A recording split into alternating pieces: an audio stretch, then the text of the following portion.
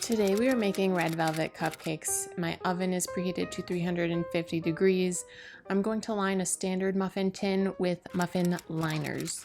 This recipe is from Preppy Kitchen. This recipe calls for buttermilk, but I don't have bought-in buttermilk, so I'm going to make buttermilk.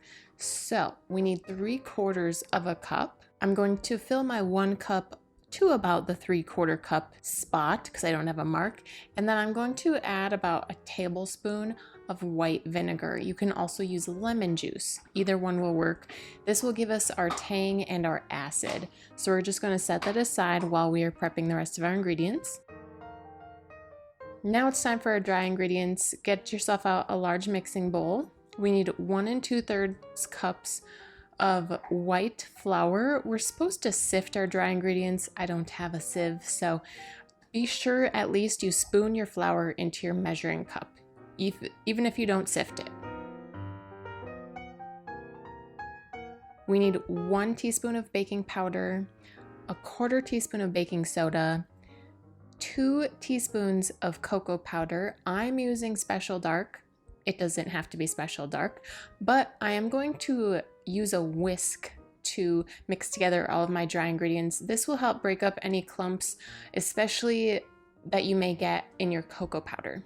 And of course, it will help evenly distribute all of our leaveners. Lastly, we're going to whisk in 1/4 teaspoon of kosher salt. It doesn't have to be kosher salt, but it makes a difference. Next, we're going to cut in 3/4 of a cup of room temperature butter. Now, this is going to take a little while. You can absolutely use a hand mixer or a stand mixer. I did mine by hand, and as you can see, I didn't have sticks of butter because I was using local butter. But you want the texture of this, once your butter is cut in, to be like wet sand. Go ahead and set that aside. In another bowl, I have 3 room temperature eggs, large eggs. Now, I always forget to get my cold ingredients out early so that they come to room temperature, which helps our baked goods bake more evenly. So what you can do to bring your eggs to room temperature really quick is put them in a cup or a bowl and cover them with warm water when you start your recipe, and by the time you're ready for your eggs, they warm up to room temp real quick. Next, we need 2 tablespoons of vanilla extract. Trust the process. And then we need our 3/4 of a cup of buttermilk. See how it's all lumpy? That's okay. The lumps are just from us adding the vinegar. And lastly, we need red food coloring. I'm using gel food coloring. Our recipe suggested 5 to 6 drops of gel food coloring. I'm going to tell you right now, we add a lot more. Whisk that all together. Also know that once our cupcakes bake, they will come out a little darker than your batter. The little bit of cocoa powder in our flour mixture will also darken your batter slightly. Slowly add your wet ingredients into your dry ingredients. I'm doing it by hand, so I just put all of my wet into my dry. This is more so if you're going to be using a mixer of a sort. Now, you don't want to over mix your batter because that makes tougher cupcakes, and we want light, fluffy cupcakes. Feel free to add more food coloring.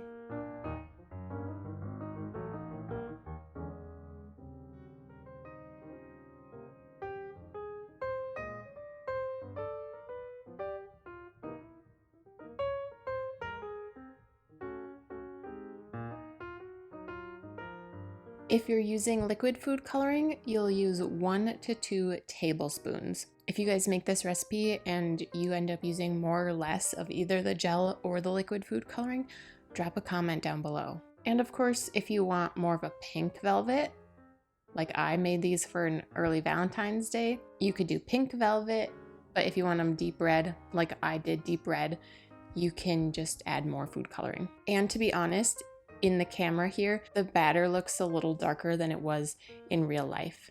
Now we're going to go ahead and evenly distribute our batter. And if you're wondering, aren't you missing an ingredient? Yes I am. So at this point, I finished evenly distributing my batter and I went to clean that big glob off of my muffin tin, and I realized my grave mistake was that I forgot to add the sugar. Completely forgot to add the sugar. So I went ahead and I emptied out all of my little muffin cups, and we go back and add the sugar. And these cupcakes came out just fine. So I wanted to leave this in the video just to show, like, sometimes you mess up when you're making a recipe, but most of the time it's salvageable. So we needed 1 cup of sugar, white sugar. So this you should have sifted in with your flour mixture. But I just mixed in my sugar. I didn't stir too crazy. Again, I don't want to over stir my batter. I don't want tough cupcakes. And as you can see, my batter is still pretty lumpy, and that's from the butter. Don't worry about it. These work out just fine, even if you have little lumps of butter all over. Also, the sugar made my batter a little bit darker. So, take 2.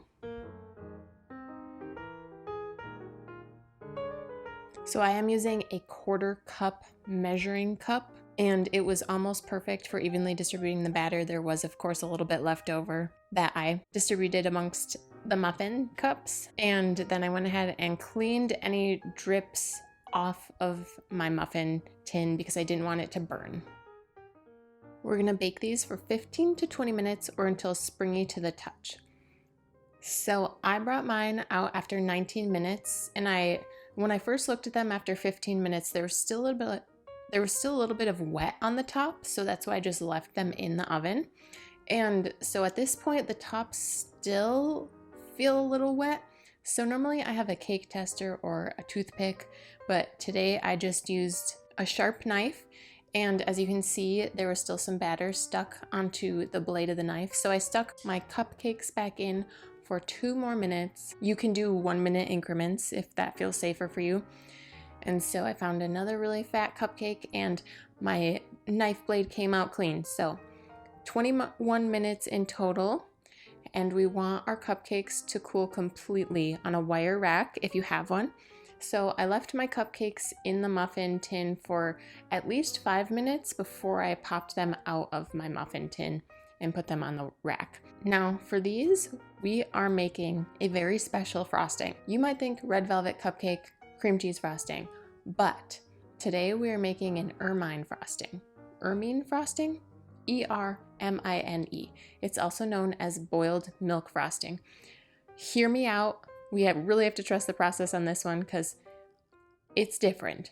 You need a small saucepan. I have a medium saucepan. Over medium heat, we're going to take 5 tablespoons of all-purpose flour and 1 cup of whole milk. I think not whole milk could work, but I can't testify one way or the other. I am using whole milk myself. So we're going to whisk this over medium heat until it simmers and starts to thicken to an almost pudding-like consistency. Keep your eye on this because once this starts to thicken, it thickens fast. I will give you guys a heads up. This recipe, it's from the New York Times, and it's enough frosting to frost 1 cake of 2 to 3 layers. So you get plenty of frosting. It's possible that you get away with making a half batch, but depending on how much frosting you want to use, sometimes you'll have leftovers, or you could always make a second batch of cupcakes. Another reason to make sure you're stirring consistently is because you don't want the milk to burn. The milk or the flour to burn on the bottom of your pan. As you can see, it's starting to pull away from my bottom, and this part really took 5 minutes, give or take.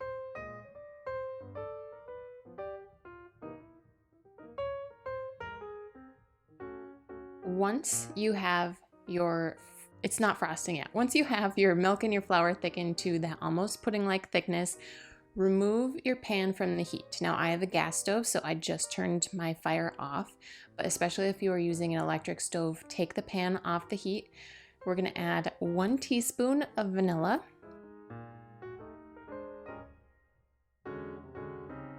and a pinch of salt, and whisk that all in.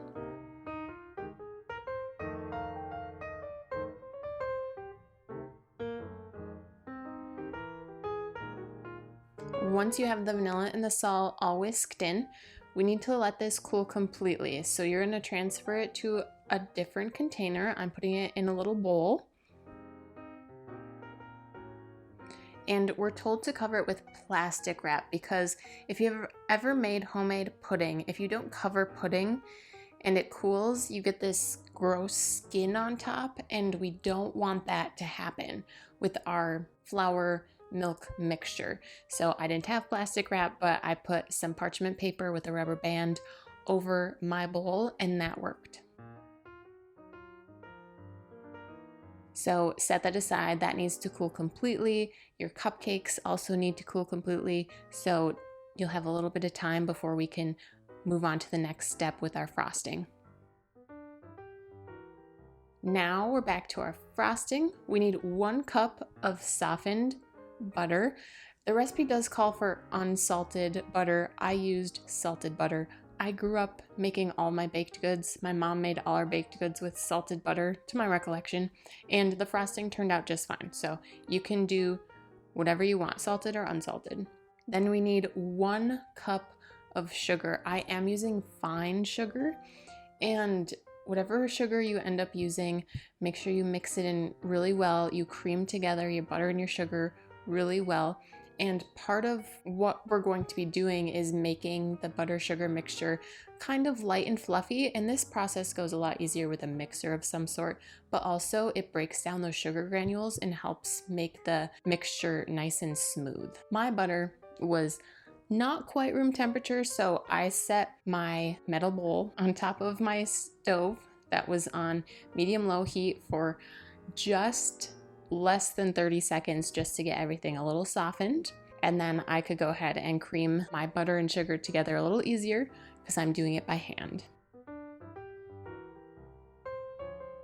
Once your mixture is light and fluffy, you could probably get it lighter and fluffier than what I have by hand, but I was breaking a sweat at this point and I was ready to move on, and it turned out good, just so you know.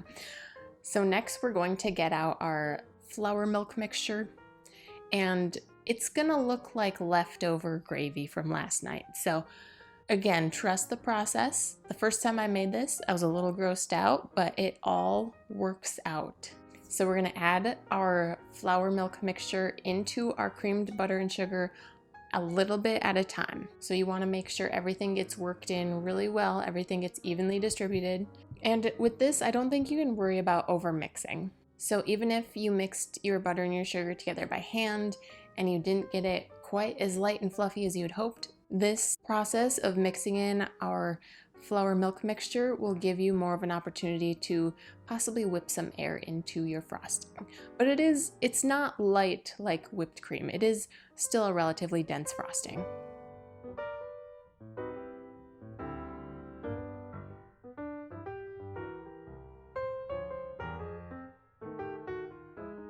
Make sure you do scrape down your edges and you scrape down to the bottom. Get everything well mixed together. The last bit of the flour and milk mixture, go ahead and get that all mixed in.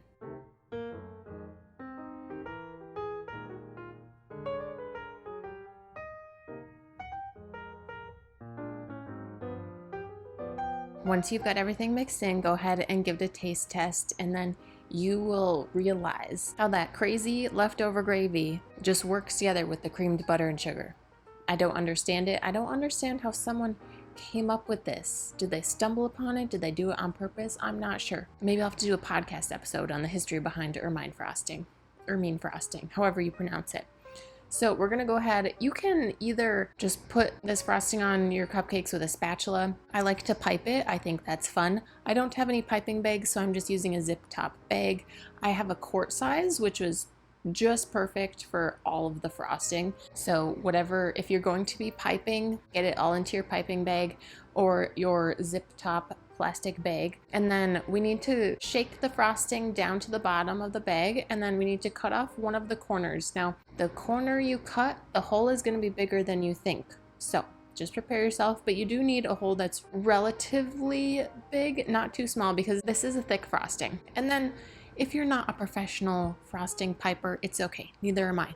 And the first one is usually not perfect either, but I like to do a nice swirl, and you get a little faster as you go. You're just kind of, if you don't frost cupcakes every day, you're just kind of figuring it out as you go. For me, I found that frosting the cupcakes counterclockwise in a counterclockwise swirl worked better for me. And I'm just going to let you guys watch me frost the rest of these cupcakes, because maybe you'll find it as relaxing as I do.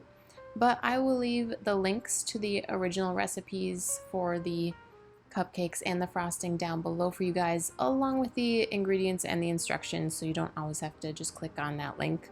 If you guys liked this video, I think it would be great for Valentine's Day. That's what I made them for. Go ahead and give this video a big thumbs up. If you'd like more recipes from me, be sure to subscribe and hit that bell so that you're notified when I drop a video. If you're subscribed to a lot of people on YouTube, sometimes videos can get lost if you're not being notified. And if you know of someone who would like this video, go ahead and share it with them. Thanks so much for watching. And if you guys liked this video, once I am done frosting these cupcakes, another video is going to pop up on screen, which you can click on over to, and I hope to see you guys there.